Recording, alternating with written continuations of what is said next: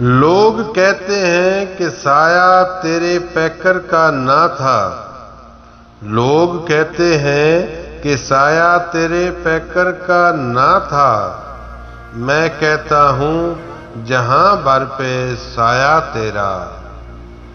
انسان کی زندگی میں کچھ ساعتیں سعد ہوتی ہیں۔ شب قدر کی رات میں آنے والی اس سعد ساعت کی طرح جسے بہت سے لوگ گزر جانے دیتے ہیں، صرف چند اس ساعت کے انتظار میں ہاتھ اٹھائے اور جھولی پھیلائے بیٹھے ہوتے ہیں۔ اس ساعت کے انتظار میں جو چلتے پانی کو روک دے اور رکے ہوئے پانی کو رواں کر دے، جو دل سے نکلنے والی دعا کو لبوں تک آنے سے پہلے مقدر بنا دے۔ امامہ ہاشم کی زندگی میں وہ ساتھ شب قدر کی کسی رات کو نہیں آئی تھی، نہ اس نے اس ساتھ کے لیے ہاتھ اٹھائے تھے، نہ جھولی پھیلائی تھی، پھر بھی اس نے زمین و آسمان کی گردش کو کچھ دیر کے لیے تھمتے دیکھا تھا، پوری کائنات کو ایک گنبد بے در میں بدلتے دیکھا تھا، جس کے اندر بس ایک ہی آواز گونج رہی تھی، دستگیری میری تنہائی کی تو نے ہی تو کی، دستگیری میری تنہائی کی تو نے ہی تو کی، میں تو مر جاتا اگر ساتھ نہ ہوتا تیرا۔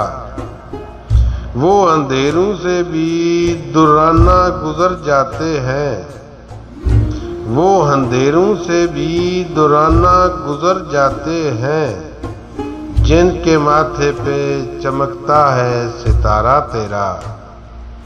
آواز بہت صاف اور واضح تھی۔ امامہ بدھ کی طرح ریسیور ہاتھ میں لیے بیٹھی رہی۔ ہیلو امامہ۔ دوسری طرف زینب کی آواز گونجی اور وہ آواز گم ہو گئی۔ چند لمحوں کے لیے زمین کی رکی ہوئی گردش دوبارہ بحال ہو گئی۔ ہیلو امامہ، آواز سن رہی ہو میری؟ وہ ایک جھٹکے سے ہوش کی دنیا میں واپس آئی۔ ہاں میں سن رہی ہوں، میں نے سوچا لائن کٹ گئی ہے۔ دوسری طرف سے زینب نے کچھ مطمئن ہوتے ہوئے کہا۔ امامہ اگلے چند منٹ اس سے بات کرتی رہی، مگر اس کا دل و دماغ کہیں اور تھا۔ جلال انصر زینب کا بڑا بھائی تھا اور امامہ غائبانہ طور پر اس سے واقف تھی۔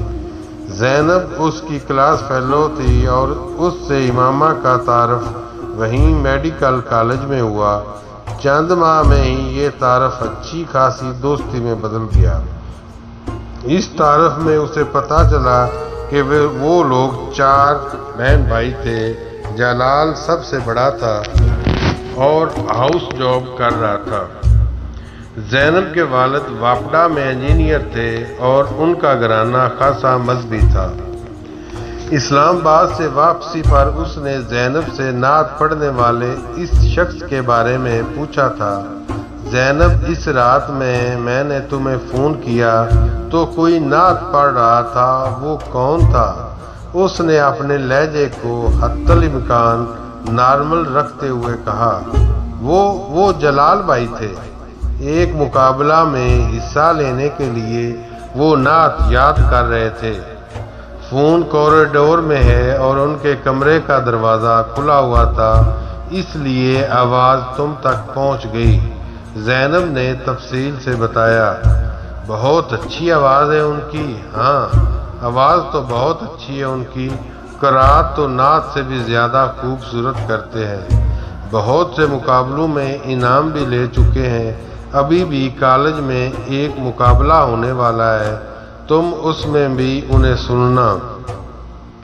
زینب تب یہ نہیں جانتی تھی کہ امامہ کس مذہب کی تھی۔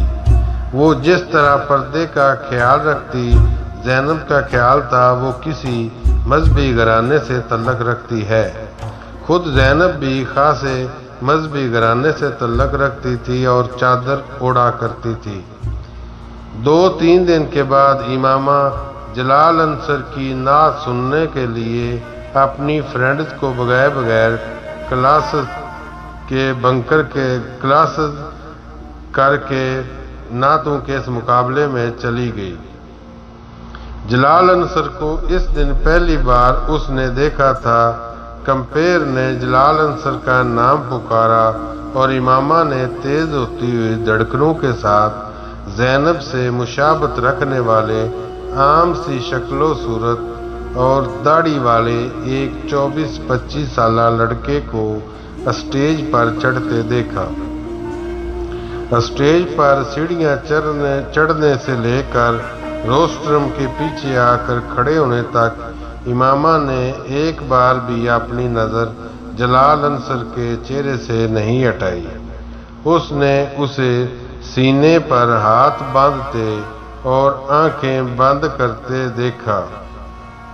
کچھ نہیں مانگتا شاہوں سے شیدا تیرا، کچھ نہیں مانگتا شاہوں سے شیدا تیرا، اس کی دولت ہے فقط نقش کف پا تیرا۔ امامہ کو اپنے پورے وجود میں ایک لہر سی دوڑتی محسوس ہوئی۔ حال میں مکمل خاموشی تھی اور صرف اس کی خوبصورت آواز گونج رہی تھی۔ وہ کسی سیر زدہ معمول کی طرح بیٹھی اسے سنتی رہی۔ اس نے کب نعت ختم کی، کب وہ اسٹیج سے اتر کر واپس ہوا، مقابلے کا نتیجہ کیا نکلا، اس کے بعد کس کس نے نعت پڑھی، کس وقت سارے اسٹوڈنٹ وہاں سے گئے اور کس وقت ہال خالی ہو گیا تھا، امامہ کو پتہ نہیں چلا۔ بہت دیر کے بعد اسے یکدم ہوش آیا۔ اس وقت اپنے ارد گرد دیکھنے پر اسے احساس ہوا کہ وہ ہال میں اکیلی بیٹھی تھی۔ میں نے کل تمہارے بھائی کی نعت کو پڑھتے سنا، امامہ نے اگلے دن زینب کو بتایا۔ اچھا، انہیں پہلا انعام ملا ہے۔ زینب نے اس کی بات پر مسکرا کر اسے دیکھا۔ بہت خوبصورت نعت پڑھی تھی انہوں نے۔ کچھ دیر کی خاموشی کے بعد امامہ نے پھر اسے موضوع پر آ گئی۔ ہاں، وہ بچپن سے نعتیں پڑھتے آ رہے ہیں، اتنے قرات اور نعت کے مقابلے جیت چکے ہیں کہ اب تو انہیں خود بھی ان کی تعداد یاد نہیں ہوگی۔ زینب نے تفاخر سے کہا۔ ان کی آواز بہت خوبصورت ہے، امامہ نے پھر کہا۔ ہاں، خوبصورت تو ہے، مگر ساری بات اس محبت اور عقیدت کی ہے جس کے ساتھ وہ نعت پڑھتے ہیں۔ انہیں حضور صلی اللہ علیہ وآلہ وسلم سے عشق ہے، اتنی محبت کو جس کی کوئی حد نہیں۔ قرات اور نعت کے علاوہ انہوں نے کبھی کوئی اور چیز نہیں پڑھی۔ حالانکہ اسکول اور کالج میں انہیں بہت مجبور کیا جاتا رہا، مگر ان کا ایک ہی جواب ہوتا ہے کہ میں جس زبان سے حضرت محمد مصطفیٰ صلی اللہ علیہ وآلہ وسلم کا قصیدہ پڑھتا ہوں، اس زبان سے کسی اور شخص کا قصیدہ نہیں پڑھ سکتا۔ محبت تو ہم بھی حضور صلی اللہ علیہ وآلہ وسلم سے کرتے ہیں، مگر جیسی محبت بھائی کرتے ہیں ویسی محبت تو ہم میں سے کوئی نہیں کر سکتا۔ پچھلے 10 سالوں میں ایک بار بھی انہوں نے نماز قضا نہیں کی، ہر ماہ ایک قرآن پاک پڑھتے ہیں۔ تم تو نعت کی تعریف کر رہی ہو، ان سے تلاوت سن لو تو۔ وہ بڑے فخر سے بتا رہی تھی۔ امامہ چپ چاپ اسے دیکھ رہی تھی۔ اس نے زینب سے اس کے بعد کچھ نہیں پوچھا۔ اگلے دن وہ سب کالج جانے کے لیے تیار ہونے کے بجائے اپنے بستر میں گھسی رہی۔ جویریہ نے خاصی دیر کے بعد اسے بستر سے برآمد نہ ہوتے دیکھ کر جھنجھوڑا۔ اٹھ جاؤ امامہ، کالج نہیں جانا کیا؟ دیر ہو رہی ہے۔ نہیں، آج مجھے کالج نہیں جانا۔ امامہ نے دوبارہ آنکھیں بند کر لیں۔ کیوں؟ جویریہ کچھ حیران ہوئی۔ میری طبیعت ٹھیک نہیں ہے، امامہ نے کہا۔ آنکھیں تو بہت سرخ ہو رہی ہیں تمہاری، کیا رات کو سوئی نہیں تم؟ نہیں، نیند نہیں آئی، اور پلیز مجھے سونے دو۔ امامہ نے اسے کسی اور سوال سے بچنے کے لیے کہا۔ جویریہ کچھ دیر اسے دیکھتی رہنے کے بعد اپنا بیگ اور فولڈر اٹھا کر باہر نکل گئی۔ اس کے جانے کے بعد امامہ نے آنکھیں کھول دیں۔ یہ بات ٹھیک تھی کہ وہ ساری رات سو نہیں سکی تھی اور اس کی وجہ جلال انصر کی آواز تھی۔ وہ اپنے ذہن کو اس آواز کے علاوہ کہیں بھی فوکس نہیں کر پا رہی تھی۔ جلال انصر، اس نے زیر لب اس کا نام دہرایا۔ آخر اس کی آواز کیوں مجھے اس قدر اچھی لگ رہی ہے کہ میں اسے اپنے ذہن سے نکال نہیں پا رہی۔ اس نے الجھے ہوئے ذہن کے ساتھ بستر سے نکلتے ہوئے سوچا۔ وہ اپنے کمرے کی کھلی ہوئی کھڑکی میں آ کر کھڑی ہو گئی۔ میرے بھائی کی آواز میں ساری تاثیر حضرت محمد صلی اللہ علیہ وآلہ وسلم کے عشق کی وجہ سے ہے۔ اس کے کانوں میں زینب کی آواز گونجی۔ آواز میں تاثیر اور عشق۔ اس نے بے چینی سے پہلو بدلا۔ سوز، گداز، لوچ، مٹھاس، آخر تھا کیا اس آواز میں؟ وہ اٹھ کر کھڑکی سے باہر دیکھنے لگی۔ دنیا عشق اللہ سے شروع ہوتی ہے اور عشق رسول صلی اللہ علیہ وآلہ وسلم پر ختم ہو جاتی ہے۔ اسے ایک اور جملہ یاد آیا، عشق رسول صلی اللہ علیہ وآلہ وسلم۔ اس نے حیرانی سے سوچا، عشق رسول صلی اللہ علیہ وآلہ وسلم یا عشق محمد صلی اللہ علیہ وآلہ وسلم؟ یکدم اسے اپنے اندر ایک عجیب سا سناٹا اترتا محسوس ہوا۔ اس نے اس سناٹے اور تاریکی کو کھوجنا شروع کیا، اپنے اندر سیڑھی در سیڑھی اترنا شروع کیا۔ اسے کہیں کوئی روشنی نظر نہیں آئی۔ آخر وہ کیا چیز ہوتی ہے جو حضرت محمد صلی اللہ علیہ وآلہ وسلم کا نام سننے پر لوگوں کی آنکھوں میں آنسو اور لبوں پر درود لے آتی ہے؟ عقیدت، عشق، محبت، ان میں سے کیا ہے؟ مجھے کچھ کیوں محسوس نہیں ہوتا؟ میری آنکھوں میں آنسو کیوں نہیں آتے؟ میرے ہونٹوں پر درود کیوں نہیں آتا؟ میری آواز میں تاثیر وہ لمحہ بھر کے لیے رکی اور اس نے زیر لب پڑا، کچھ نہیں مانگتا شاہوں سے شیدا تیرا، اس کی دولت ہے فقط نقش کف پا تیرا۔ آپ اسے اپنی آواز بھرائی ہوئی لگی۔ شاید ابھی جاگی ہوں اس لیے آواز ایسی ہے۔ اس نے اپنا گلا صاف کرتے ہوئے سوچا۔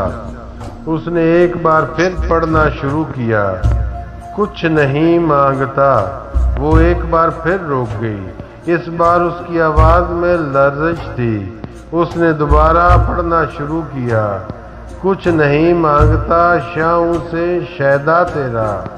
کھڑکی سے باہر نظریں مرکوز رکھتے ہوئے اس نے لرزتی اور بھرائی آواز اور کانپتے ہونٹوں کے ساتھ پہلا مصرع پڑھا، پھر دوسرا مصرع پڑھنا شروع کیا اور رک گئی۔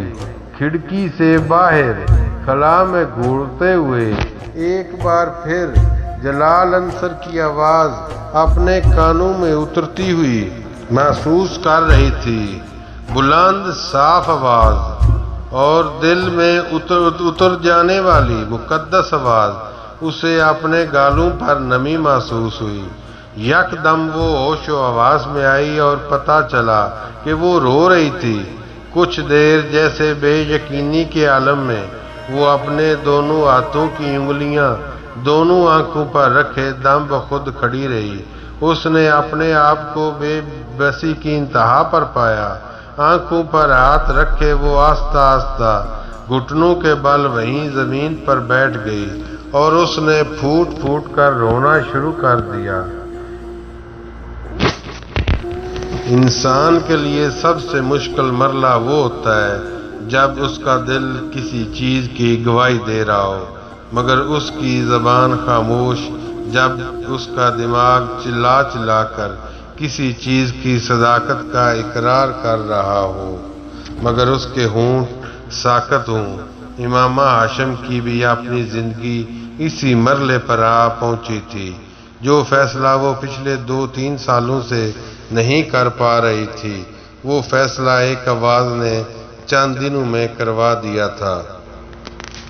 میں تجھے عالم اشیاء میں بھی پا لیتا ہوں، میں تجھے عالم اشیاء میں بھی پا لیتا ہوں، لوگ کہتے ہیں کہ عالم بالا تیرا